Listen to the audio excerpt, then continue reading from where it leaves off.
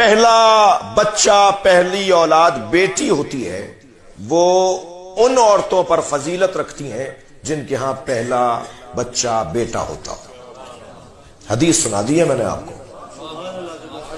ممکن ہے کوئی کہے کہ صاحب یہ تو ہمارے ہاتھ میں ہی نہیں ہے، تو ہاں کچھ فضیلتیں عطائی بھی تو ہوتی ہیں، کچھ فضیلتیں جزائی ہوتی ہیں، کچھ فضیلتیں عطائی ہوتی ہیں۔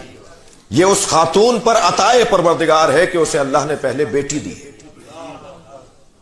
جن کو اللہ 3 بیٹیاں مسلسل دے دے، میرے مولا نبی فرماتے ہیں جنت کی ضمانت میں لیتا ہوں۔ بیٹی، خود اس لفظ بیٹی میں کتنا پیار ہے کہ کوئی ان سے پوچھے جن کے ہاں بیٹی نہیں ہے۔ یہ ہے تمہید زندگی، جینے کا مزہ آتا ہے، جینے کے لیے کا شوق بڑھتا ہے کہ ابھی اور مجھے زندہ رہنا ہے، مجھے بیٹی ملی ہے۔ میں اور آپ تو کیا حیثیت رکھتے ہیں جب سرکار دو جہاں یہ فرمائے کہ فاطمہ کو دیکھ کے تبلیغ میں لطف آتا ہے۔ اے فاطمہ، میں حوصلہ پاتا ہوں تمہیں دیکھ کر، سارا معاشرہ مجھے اذیتیں پہنچاتا ہے، مگر جب میں فاطمہ کو دیکھتا ہوں تو میری ساری تکلیفیں دور ہو جاتی ہیں کہ میرے پاس فاطمہ ہے۔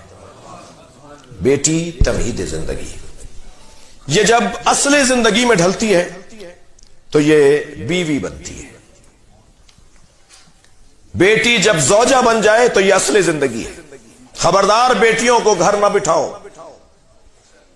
وقت آ جانے پر، اہل مل جانے پر، کف مل جانے پر، ظاہری اور بظاہر کوئی اگر ہم پلہ ہے مل جانے پر ان کو بیا دو۔ البتہ تعلیم، پڑھائی ان کی اپنی جگہ ضروری ہے، اس لیے کہ اگر خاتون تعلیم یافتہ نہیں ہوگی تو سماج تعلیم یافتہ نہیں ہوگا۔ جی، اور دین بھی انہیں دینے کی ضرورت ہے۔